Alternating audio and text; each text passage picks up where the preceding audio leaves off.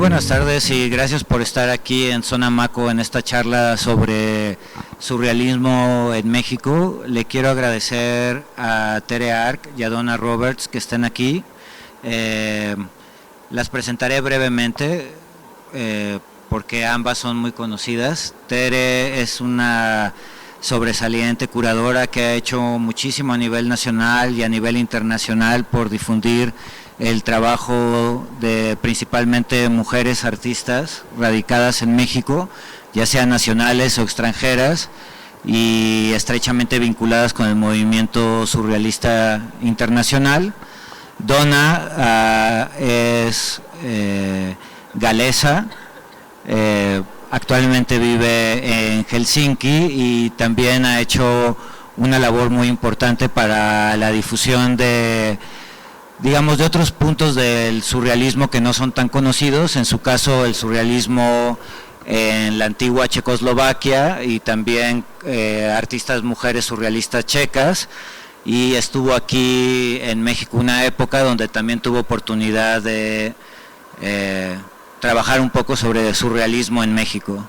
Y aunque ambas especialistan mucho en el trabajo de artistas mujeres, creo que hoy le van a dar un poco de atención a un par de hombres que no son tan conocidos. Y sí, entonces bueno, las dejo con ellas. Y de nuevo gracias por estar aquí y le cedo la palabra a Donna. Thank you, Danielle. Yeah? Is this working? No. Thank you. Okay, thank you. Yeah, okay, so I'm being anachronistic and talking about surrealist male artists, and even worse, rich English white male artists, which is probably not allowed most places. So I hope you forgive me, and I've taken this opportunity to do it because these two very rich, privileged Englishmen came to Mexico and developed some really, really interesting work here. And so as much as it's often seen as problematic to be working on these kind of rather colonial figures who came to Mexico, I do think that it's worth stressing their important legacy. Firstly, Onslow Ford, who I think developed a really, really interesting kind of plastic language, and his influence on the New School in New York and on the abstract expressionists. But also I think he's a really, really interesting figure in terms of a kind of ecological art, an ecological way of working. And part of my work currently is on surrealism and ecology. So I'm really, really interested in the experience that Onslow Ford had when he came to Mexico. And of course he was coming from a Europe which was in the midst of war. He managed to get to New York through the help of Kay Sage, who was the wife of Yves Tanguy, the surrealist artist. So he was very lucky. He managed to get out of active military service. So again, another kind of privilege that these people had. So he spent some time in New York, and then he's able to come down to Mexico. And he goes to a place in Michoacan where André Breton went a few years earlier. My interest in Onslow Ford originally was when I was working at the Tate Gallery and I was doing some cataloguing of their collection of surrealist works. And I came across Onslow Ford's work and these wonderful letters of his and his descriptions of his artwork, and I'd never actually heard of him before. And I thought his work was really extraordinary. And somehow continuing a kind of plastic legacy of surrealism, but there being something more there that I felt that he was really kind of seeking some kind of synthetic language of art and experience. And what really interests me in his work is this, and I think it's quite a vague, and yet in terms of his references, it's quite particular. He's interested in biology and physics. He was interested in contemporary science at the time. And rather like Yves Tanguy's work, there's this sort of gloopy, biomorphic language of his that I think at the time had these rather kind of evolutionary undertones of some sort of organic original states of being. But also with this sort of Freudian, or at least psychological overtones of sort of the kind of biology, psychology, the psyche, and this kind of Urgrund, in a way, this sort of very sort of romantic science, these ideas of the mind and the body and the land having these kind of continuous connections, and kind of morphological or spiritual or psychic connections. And I think this is one of the areas of Onslow Ford's scholarship which, you know, could really be worked on even more, about the sort of biological imagery. And Terry's worked on the references to physics, and Dawn Adders also. But I'm really interested in this kind of biological, like I'm kind of getting Bergson here and vitalism, and so this is what really interests me in terms of his visual language. So he comes to Mexico, and he's in the midst of this beautiful, beautiful landscape, and he paints these incredibly calm, synthetic sort of landscapes.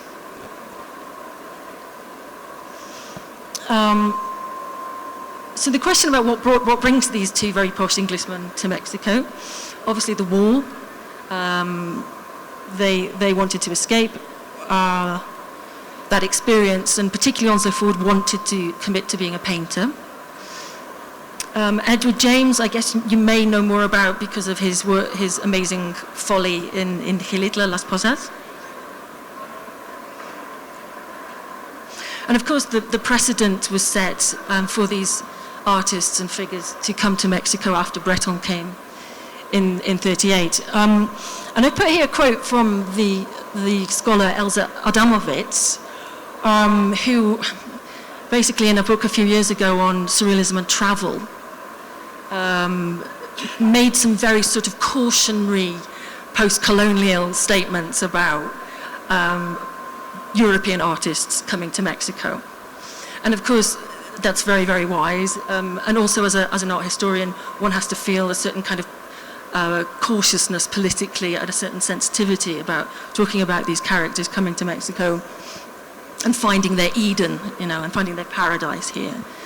And so Elza Adamovitz said that Mexico was a discursive fabrication forged by the ideological, political, and aesthetic context of the period, a map, or more precisely, a mapping process with constantly shifting parameters. And I think this is a fair comment, but I think you could say that exactly the same thing of their approach to Paris, for example. That, you know, Paris was a completely ideological, poetic, aesthetic construct as well. So, you know, I think we have to have some free rein to talk about artists in exile. And I think that one of the things, you know, within the sort of discursive, theoretical, psychoanalytic interests of surrealism that really sort of takes root in these artists here is this idea of this kind of chthonic landscape of Mexico. So some kind of libidinal forces that the surrealists are always interested in, that coming through nature here. And obviously Gordon Onslow Ford was here in Mexico for the eruption of the Paricutin in 43, which had a big effect on his art and also the art of Wolfgang Pahlin, I think. But, you know, there were precedents for this. Oscar Dominguez, the surrealist from the Canary Islands, group of surrealists, he painted Mount Teide in Tenerife, this volcanic mountain. André Masson used volcanoes in so many of his works. This one is Vesuvius in his Gradiva painting. So there are certain kind of like there's a surrealist idiom going on here in the landscape of Mexico that they quickly latch onto, I think. Of course, there are these kind of classic surrealist cliches, Eros, Thanatos, love and death, which the images of Manuel Alvarez Bravo for André Breton's Souvenir of Mexico. Oops.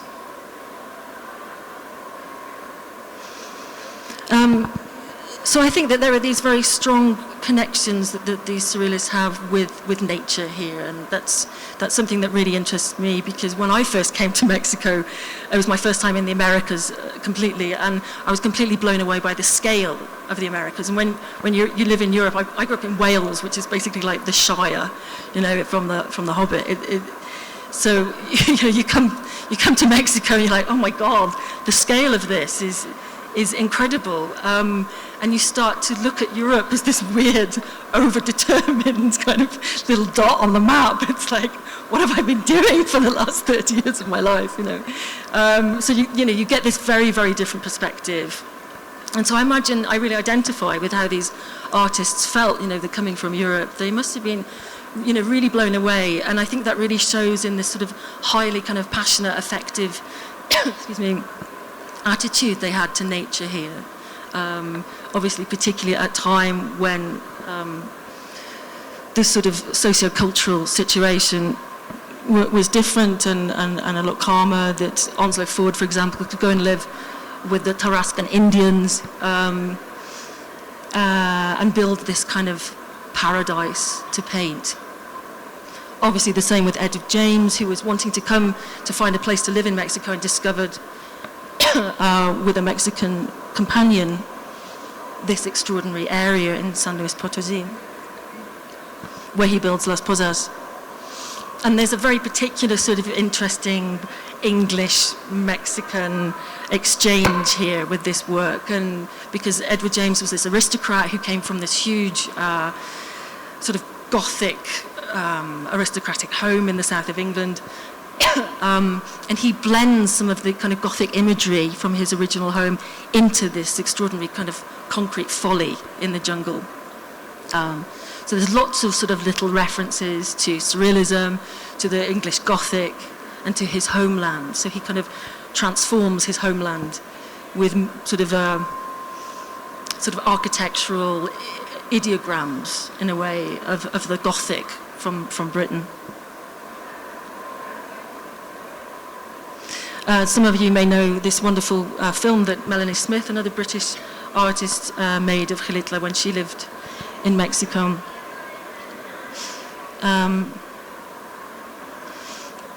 These are just some sort of visual analogies that I felt when I went to this place, that there are lots of references to things that the surrealists were really interested in, sort of this kind of blurring of the boundaries of culture and nature, you know, art and artifice and the natural forms, which really reminded me of Karl Blossfeldt's art forms of nature, which the surrealists were super influenced by. So there's this sort of wonderful kind of relay when you're there of the natural, the cultural, that everything starts to mix up there. Some writers have referred to this place as concrete poetry, but I think that there are some more slightly kind of darker or more sort of vertiginous, maybe kind of even Freudian underpinnings to the experience of Las Posas.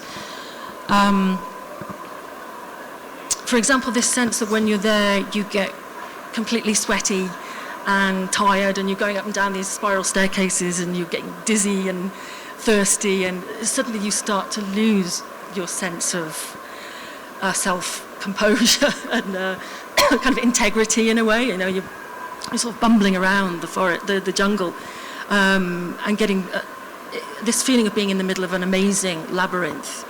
But there's a great sense of humility in the face of this extraordinary kind of nature, this natural reserve of extraordinary natural forces, that you feel like very small. So there's a kind of sublime thing going on in this environment, even though it has this kind of pleasure principle. It's also quite disconcerting, and I think this also kind of connects with these surrealist interest in psychasthenia, which is something that Roger Caillois talked about, is an inability to sort of to distinguish yourself in space. So these kind of subject-object relationships get very, very blurred. Or entropy, you know, the amazing thing of these buildings, these constructions, you know, to what extent are they allowed to be sort of eaten up by nature, or to what extent should we preserve them? and these other themes that the surrealist loves, like order, disorder, vertigo, the sense of loss of self-control in a way, or what Andre Masson called the vegetal delirium. How much time should I? Yeah. So I think these artists who came to Mexico with a sense of finding this new place in the world, a new home away from the horrors of Europe, but they did it in very, very different ways. And Terry can talk more about Onslow Ford. What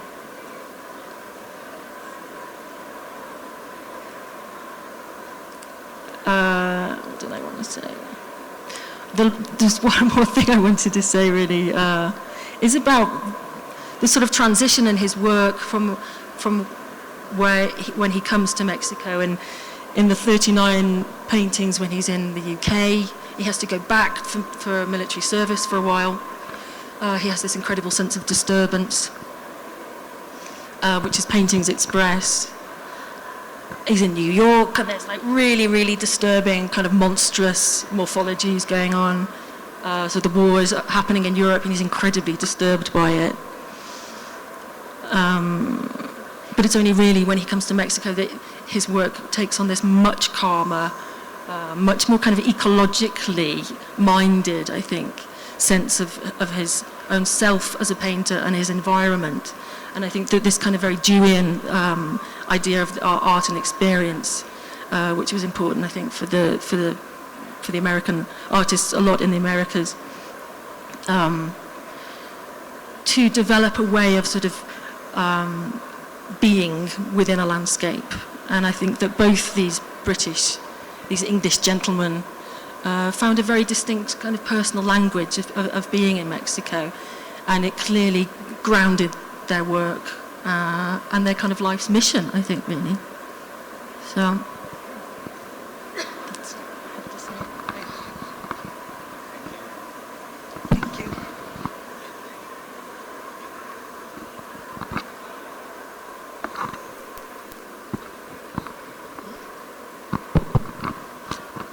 Thank you, Donna.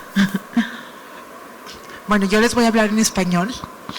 Y una de las razones por las que empecé a interesarme en Gordon Onslow Ford fue justamente por las mujeres, particularmente por Remedios Varo, que encontré casualmente en internet una fotografía haciendo investigación sobre Remedios Varo, donde estaba con Gordon Onslow Ford, con su esposa Jacqueline Johnson, una escritora norteamericana, y con César Moro, el poeta peruano, en Erongarícuaro, Michoacán.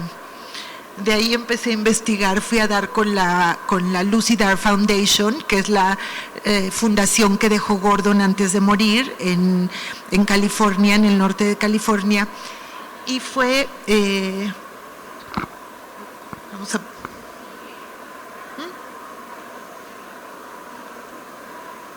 esa es la foto que les decía.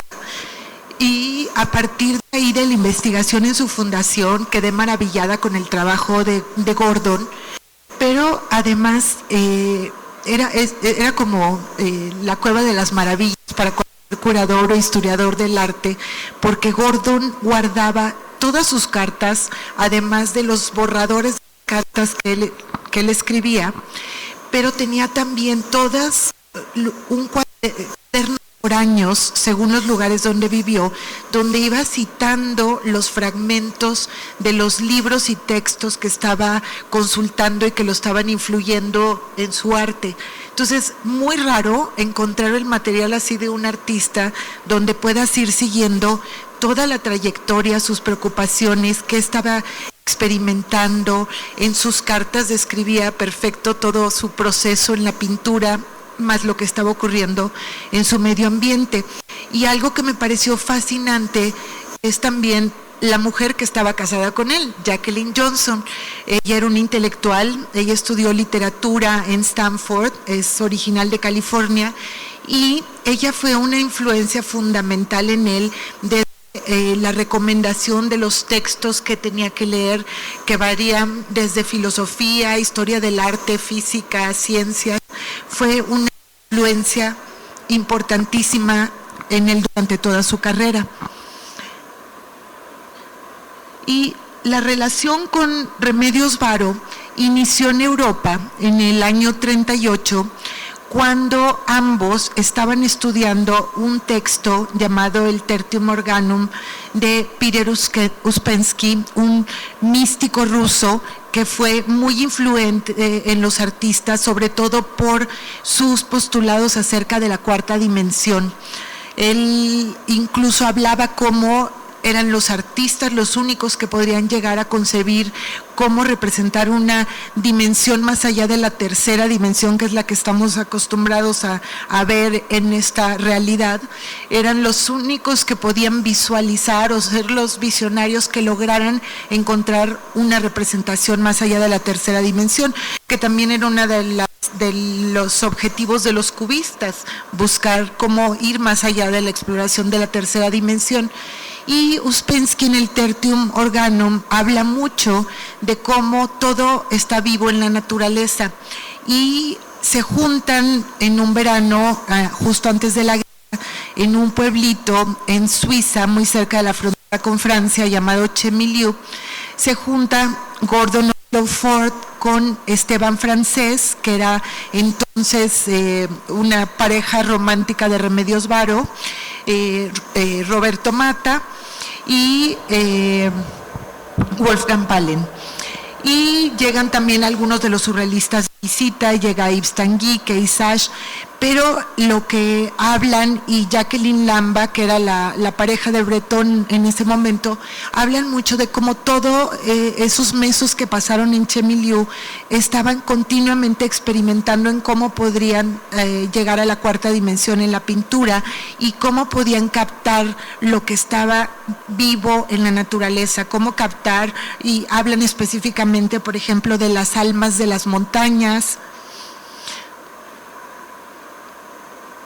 Bueno, ahí los tenemos con Breton durante este famoso verano en Chemilieu. Ellos eran los más jóvenes de todo el grupo de los surrealistas, y después de este verano Breton escribe cómo ellos son los que están realmente encontrando una nueva tendencia de la pintura surrealista, mucho más dirigida hacia la abstracción. Este es uno de los cuadros que pinta él, las montañas del deseo. Y fíjense lo que estaba pintando Remedios Varo en ese momento, que eran las almas de los montes, que desde la figuración, pero tratar de plantear esta misma idea de cómo se puede representar eso que está vivo dentro de una montaña. Por eso después el nacimiento del Paricutín fue importantísimo para todo este grupo de artistas. Ya mencionaba Donna como Gordon en Nueva York estuvo dando cursos y fue una influencia muy importante. Cuando él llega a Nueva York con los surrealistas, Breton no hablaba inglés, de hecho nunca quiso aprender inglés, y él se convirtió un poco en el vocero del surrealismo en América, no nada más dando cursos a los demás artistas jóvenes, donde iban toda esta generación que después vamos a conocer como los del expresionismo abstracto, también daba programas de radio. Entonces se convirtió un poco en el vocero, y estaba el grupo en Nueva York. Y Gordon, a diferencia de muchos, no tenía el sueño de ir a México. Fue un poco una casualidad, porque se vencía su visa y tenía dos opciones. La primera que él quería tomar era ir a Canadá, pero en ese momento estaba enfermo, enfermedades respiratorias, y por el frío decidió venir a México. Y llegando a México con Jacqueline se enamora del país, se van primero a Oaxaca, quería buscar un lugar donde pudiera dedicarse tranquilamente a pintar, y por amigos acaba visitando Michoacán. Se quedan primero en un hotel en Pátzcuaro, se enamoran del lugar y encontraron un molino abandonado en Erongarícuaro, junto al lago, que lo compran y lo remodelaron. Le dieron trabajo a todos los surrealistas jóvenes que no tenían dinero, como César Moro, Esteban Francés, eran los que supervisaban la obra. Y Erongarícuaro se convierte convierte también en un punto de reunión para muchos artistas, no solo surrealistas, también que vienen de visita a México. Esta es una de las cartas de la correspondencia que manda él a su hermana, donde empieza a hacer bocetos y dibujos de los paisajes que él veía desde el lago.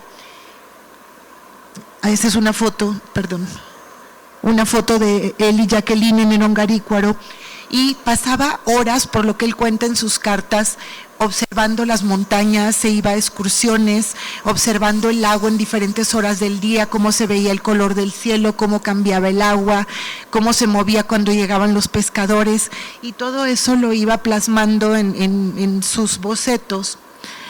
Este es uno de los que quedan, que están resguardados en la fundación.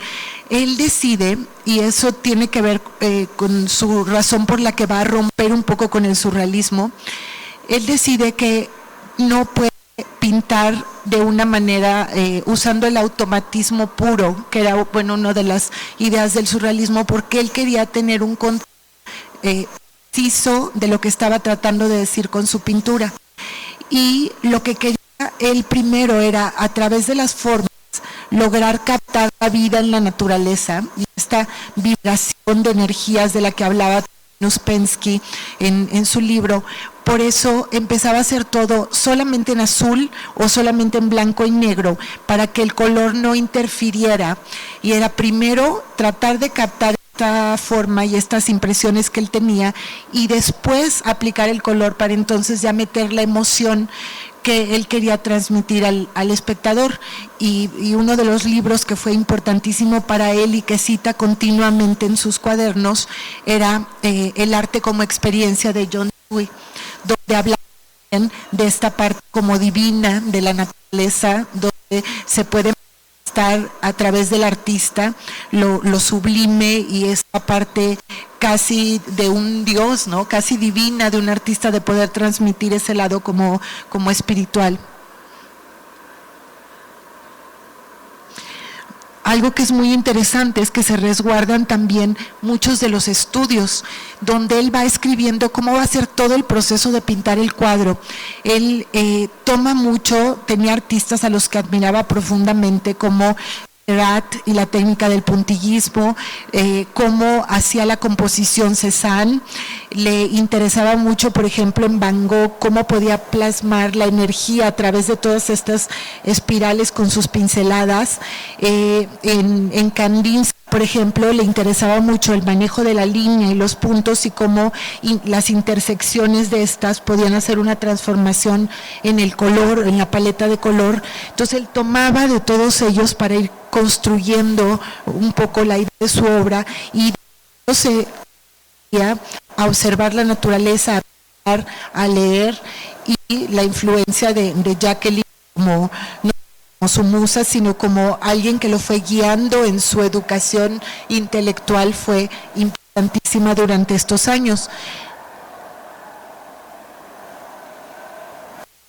Aquí vemos cómo va cambiando de sus bocetos cuando empieza a aplicar el color.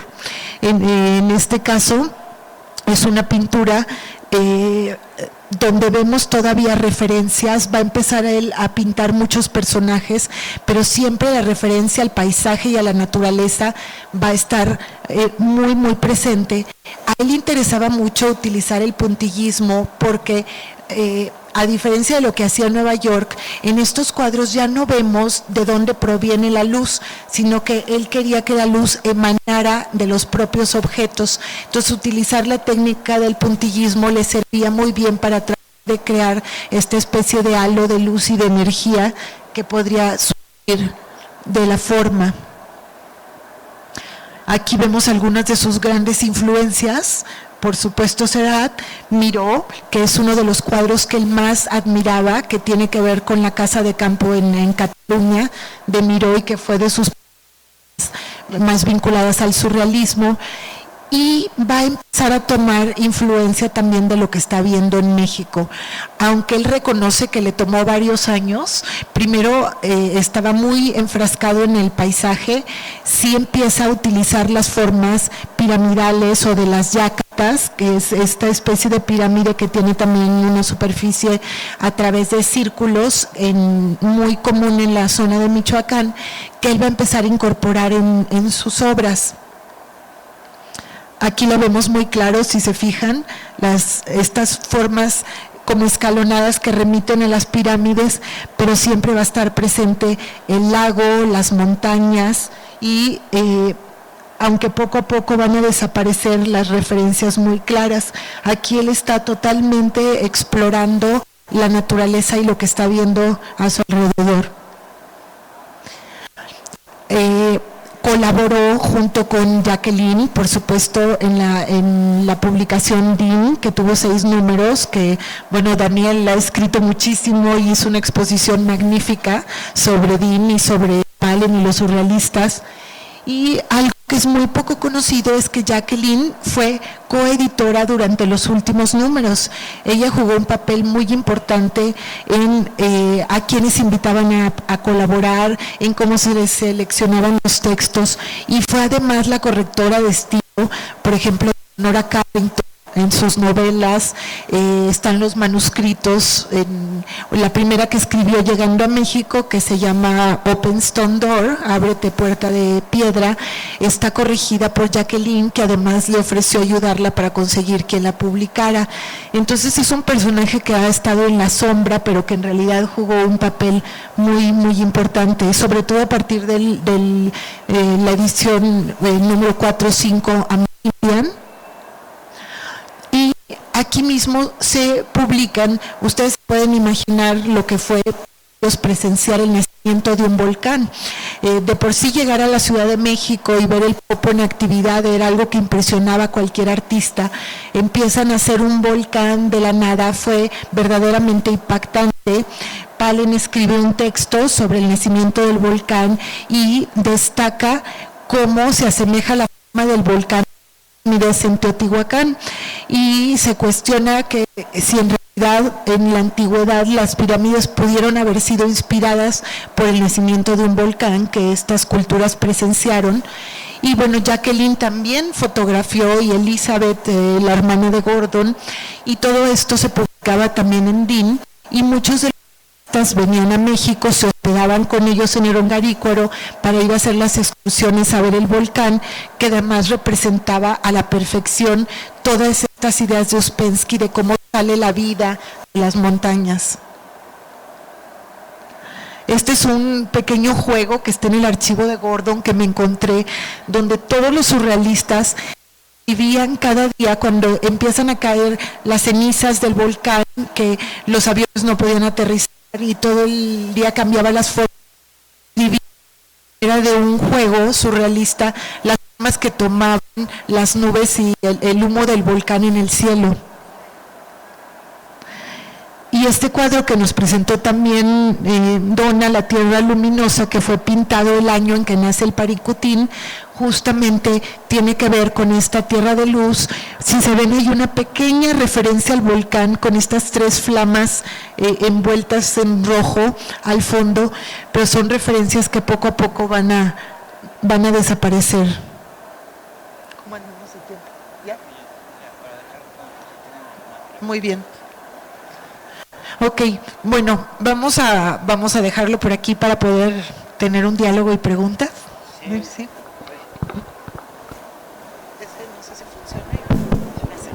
Gracias, Donna, y gracias, Tere, por compartir con nosotros estas imágenes, estas ideas de las dos. Ha sido como muy enriquecedor, y en el caso de Gordon Onslow Ford, que no es tan conocido, pues creo que a todos nos enseña un poco de este artista. Y no sé si alguien quiera comentar algo, alguna pregunta. Oh, does it work? Oh my God, it works. It's interesting that Kandinsky and Mondrian and many artists were influenced by Blavatsky and Theosophy. Ouspensky came a bit out of that tradition too, of Theosophy, or was he completely different?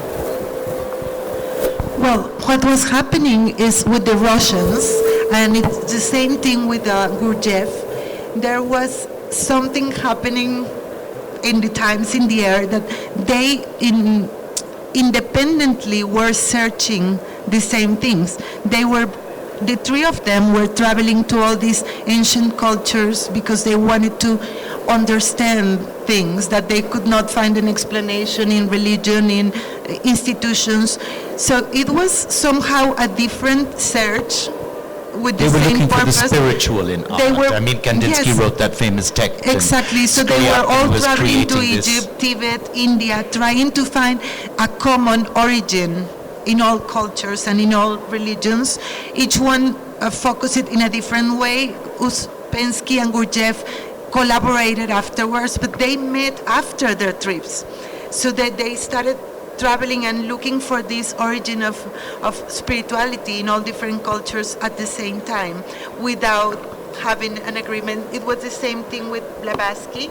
At the end, they all wanted to find the origin, the same source of all the religions and the spirituality in the world. But Ouspensky was more in dialogue with science than the others. Right. That made him a little bit different. Interesting, thank you.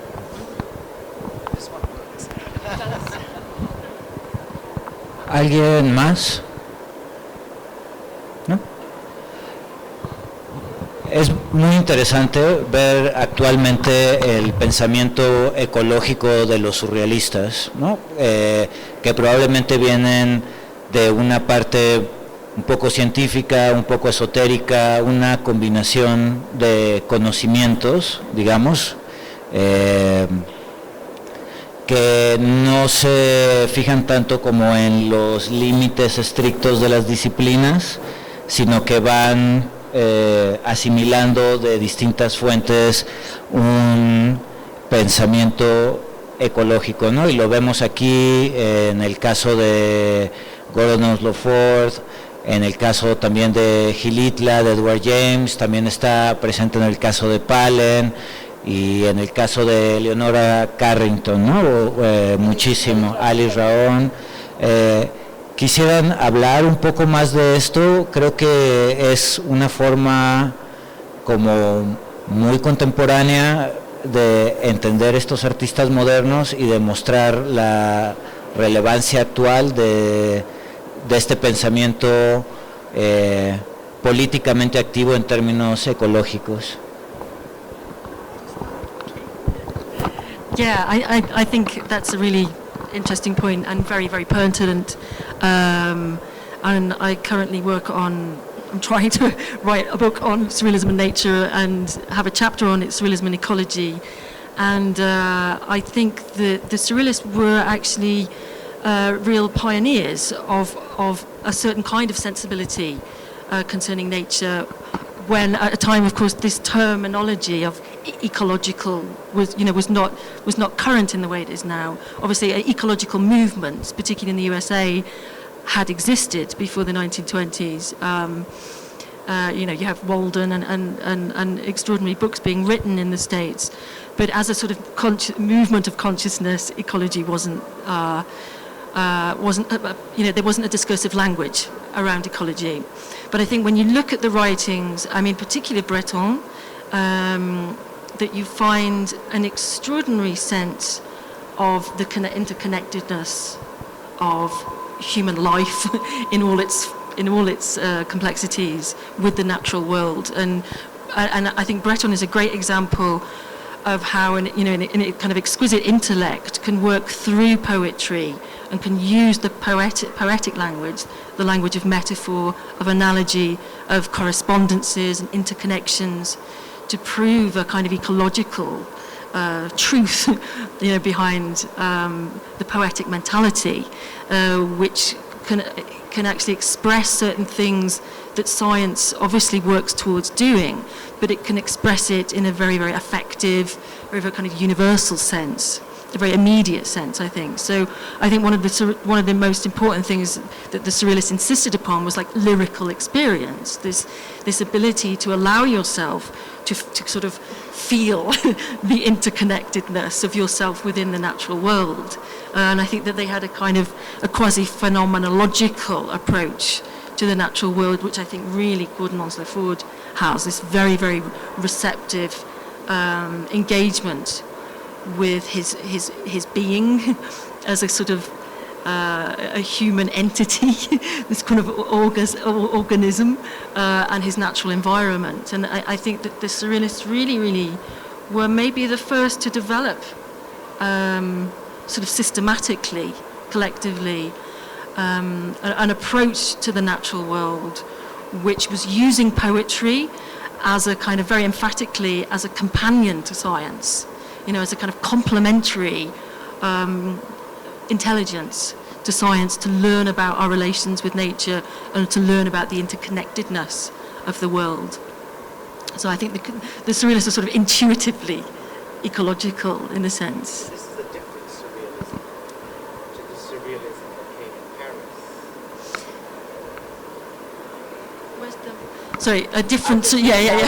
This is a different Surrealism to the Surrealism that was born in Paris. Well, this is an interesting thing, yeah. The Surrealism in Paris was actually born out of a revolt, revolution against all the spiritual things that happened with the Blavatsky and Theosophy, and they were really putting real life into things. But the Mexican Surrealism seems to have gone back in touch with the spiritual side and the connection with and a more poetic, romantic side. Yeah, absolutely. I think the thing is though that the Surrealists in Paris, although they're considered to be a very urban, political, post-Dadaist scenario, but actually when their writings, like Louis Aragon, his amazing book Paris Peasant, the first sort of Surrealist novel, 1924. The first chapter is on the Passage de l'Opera, the arcades. This amazing urban myth. But the second chapter is on the park, the Butte Chaumont, and there's this extraordinary sort of discourse that he begins there on is there a modern myth of our relationship with nature? So like in a way, like the first sort of major Surrealist text is actually sort of really engaged philosophically in sort of natural history and Enlightenment theories of our relationship with nature. And so they go to this park, and it's an amazing park which is partially like a kind of kitsch, romantic playground. So this kind of play between nature and culture. And so I think even, Dali's sort of commentary on the metros and Guimarães metros in Paris, and the Art Nouveau, they're always noticing the natural formations and our obsession with the morphology of nature in the urban environment. So it's never truly absent, this connection with nature, I think. But I think you're absolutely right in how Onslow Ford is sort of the preeminent, I think, maybe in his commitment to this engagement with nature. Yo creo que además también hay una gran diferencia, además del interés en la morfología de la naturaleza que tienen muchos de ellos. En el caso particular de las mujeres, su acercamiento a la naturaleza, pero sobre todo a los animales, en el caso, por ejemplo, de Carrington de Remedios Varo, tiene un vínculo muy fuerte con el mundo de la magia y con todas las tradiciones de la antigüedad. Leonora desde muy joven ya estaba leyendo libros sobre cómo hablan los animales para comunicarse con ellos, y este vínculo con el mundo animal, donde incluso los humanos se mimetizan con ellos, se transforman, existe en toda su obra. Y creo yo, de las mujeres, la que tiene una conciencia ecológica más evidente es Leonora, pero desde sus primeras obras, y en los años 70 ya muy involucrada políticamente en un movimiento llamado Mujeres Conciencia, donde era un feminismo, pero desde la conciencia, era un movimiento feminista que partía de la recuperación de la figura de la diosa y de reivindicar el matriarcado desde el poder femenino, en el sentido de la conexión con la tierra, con la naturaleza, de la mujer como la cuidadora del planeta, la responsable de la arquitectura, de generar la vida. Y por eso se llamaba Mujeres Conciencia, porque no era nada más luchar por el derecho político o a igualdad de oportunidades, sino era recuperar, y era un feminismo también de la diferencia, de decir no somos iguales, y es lo que tenemos que recuperar, es esa parte diferente de la fertilidad, de poder tener este vínculo con la naturaleza y el contacto con la tierra. Entonces sí fueron unas pioneras. Ella quería crear una comuna feminista en Cuernavaca, donde la idea era, primero que no iba a haber muebles para no tener que hacer trabajo doméstico y dedicarse a la creación artística, entonces iba a ser un poco a la japonesa, sacar el colchoncito por la noche, una gran mesa de madera con un hoyo al centro donde se comería con las manos, y todo el desperdicio puramente orgánico se va al centro, que era la composta. O sea, la idea era crear una comunidad donde ellas mismas sembraran y produjeran todos los alimentos y que no hubiera absolutamente nada artificial, y dedicarse por completo a la creación artística. Pero era una visión muy vanguardista en México a inicios de los años 70. Qué increíble. Sí, no tenía idea de eso, y creo que es como increíble, ¿no? Porque también creo que hay una parte, sobre todo a partir de la Segunda Guerra Mundial, que muchos surrealistas, no solo las mujeres, sino también los hombres, empiezan a investigar y tratar de rescatar modelos de culturas matriarcales, ¿no? Un poco considerando que la cultura patriarcal europea había desembocado pues en la Segunda Guerra Mundial y en la aniquilación de seres humanos y del medio ambiente. Varios surrealistas ponen atención a culturas antiguas o indígenas de distintas partes del mundo, tratando de rescatar estos modelos como matriarcales de sociedad, que simplemente pues plantean una relación muy distinta con el mundo en general, ¿no? O sea, con no solo medio ambiente, entidades no humanas como animales, minerales, y distintas maneras de imaginar las posibilidades de concretar una nueva realidad, ¿no? Porque al final todos ellos, ¿no? Y un poco como para evitar los típicos malentendidos que hay sobre el surrealismo, no es simplemente como crear un mundo mágico, ¿no? Sino plantear la posibilidad de que la realidad sea radicalmente distinta a lo que es hoy en día. No sé si alguien más tiene una duda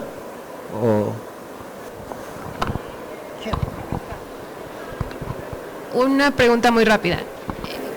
Qué padre que había toda esta documentación que él solito ponía, estoy leyendo esto, ahora me encuentro con esto. ¿Hay algún dato que hable de cómo experimentó o no drogas o algo en México para experimentar ese mundo natural?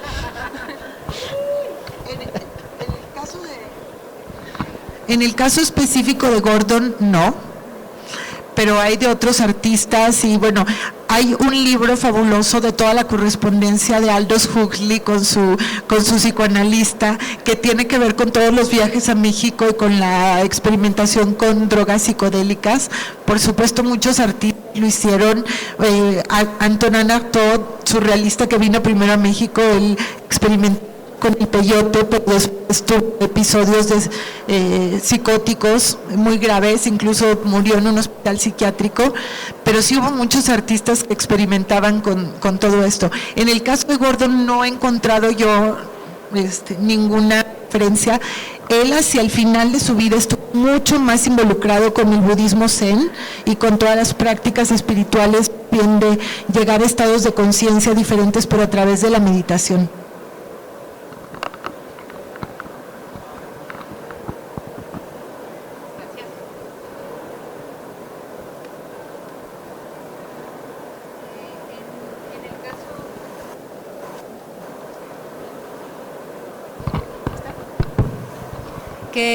De la pregunta que decías de los artistas si experimentaron con drogas en México y todo eso, más bien corresponde un poquito, creo que, al trabajo de Ouspensky con Gurdjieff, que casi que Ouspensky era el monaguillo de Gurdjieff, ¿no? Que iba hablando un poco de todo lo que se relata en fragmentos de una enseñanza desconocida, que es el rescate del sufismo.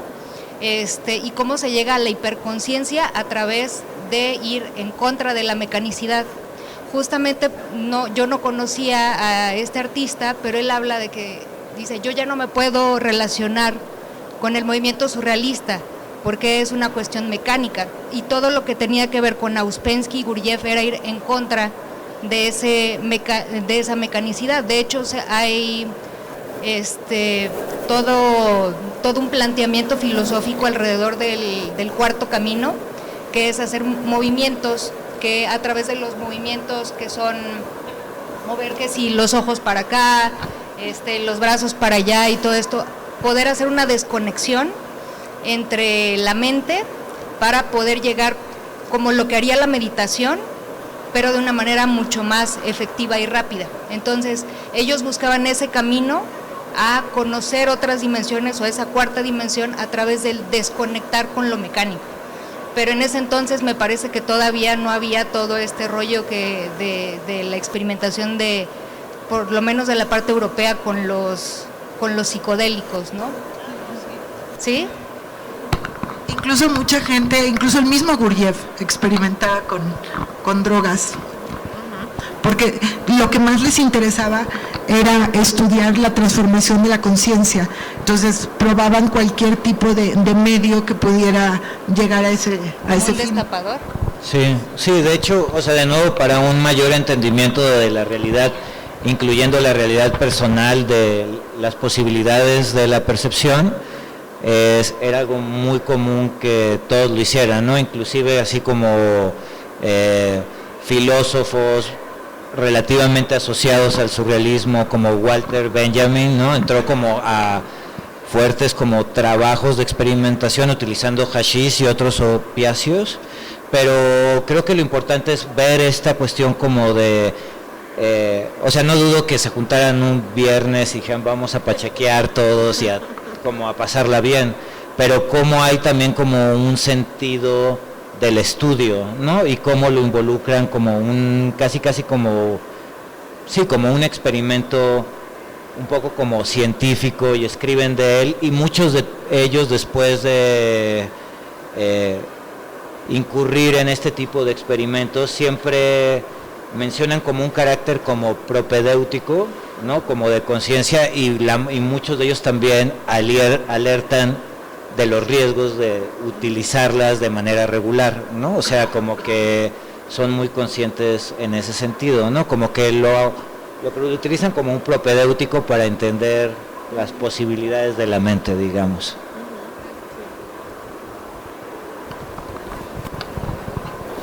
Gracias.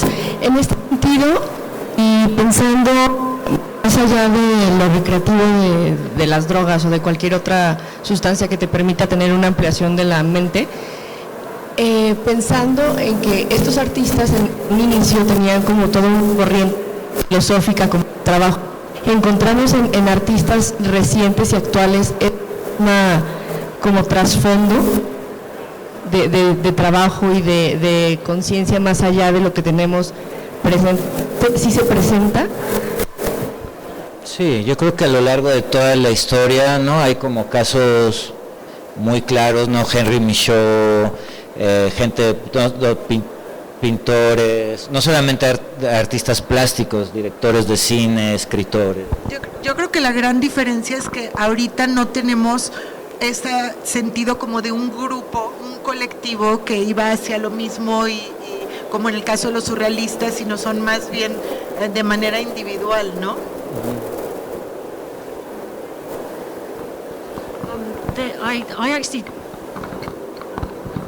I did my PhD on a quite obscure Paris surrealist group called Le Grand Jeu, and they had a periodical from 1928 to 1932, and they were a bunch of childhood friends from Reims in France, from the famous Catholic town, and they basically, as teenagers, read Bergson, learned Sanskrit and read the Vedas, read Baudelaire, Rimbaud, and basically took a shit ton of drugs, and they died in the 40s of drug taking. One of them was a heroin addict, but he wrote the most beautiful poetry André Breton was Roger Gilbert Leconte, Breton was very, very praising of him as one of the 20th century's greatest poets. And I think that for them, this relationship between sort of totemic cultures, certain kind of particularly Indian non-dualistic philosophies, drug taking, sleepwalking, all these sorts of altered states of being, basically they experimented as teenagers and then found certain ways within philosophical discourse these ideas had taken hold, and or what they identified these states with being.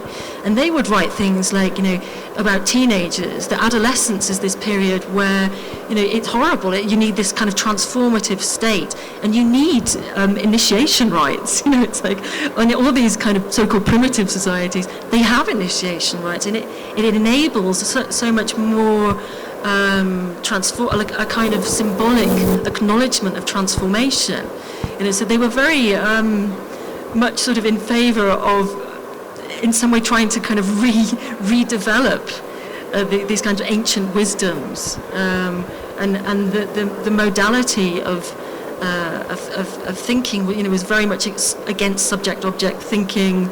So all these things that occur on certain kinds of drugs, so they didn't really see any distinction between drug taking and certain forms of dream or poetic states, basically. That was one, that's one very particular example. Pues es la hora de terminar esta increíble charla con Donna y con Tere. De nuevo, muchísimas gracias por su generosidad y por venir aquí a platicar con todos nosotros, y también a ustedes por acompañarnos. Muchas gracias. Gracias.